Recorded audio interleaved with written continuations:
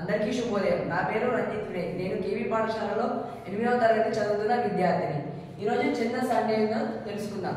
పద్యాలలో గేయాలలో ఉండే మాత్రలు, లఘు, గురువులు, గణాలు, యతులు, ప్రాసలు మొదలైన వాటి గురించి తెలియజెప్పేదే ఛందస్సు. ఛందస్సు రెండు రకాలు: లఘువు, గురువు. లఘువు ఏకమాత్ర కాలంలో ఉచ్చరించేది. దీనిని లా అనే అక్షరంతో సూచిస్తారు. దీని గుర్తు నిలువు గీత. లఘువులను ఎట్లా గుర్తించాలో చూద్దాం.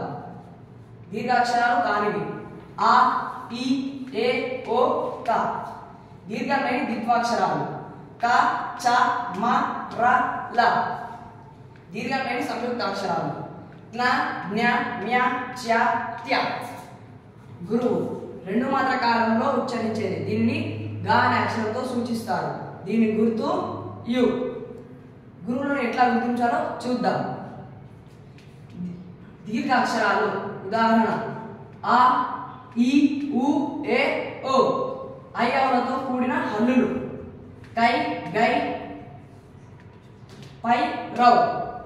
సున్నాతో కూడిన అక్షరాలు: అం, చం, ఇం, కం, మం. విసర్గాలతో కూడిన అక్షరాలు: కహ, మహ, యహ, వహ, శహ. పొల్లు హల్లులతో కూడిన అక్షరాలు: కన్, నిన్, దుర్, విద్యు. ద్విత్వాక్షరాలకు ముందున్న అక్షరాలు: అక్క, కర్ర, చిన్న, బొమ్మ. సంయుక్త అక్షరాలకు ముందున్న అక్షరాలు: పద్మ, రిక్త, చోట్ల, దివ్య. ధన్యవాదాలు.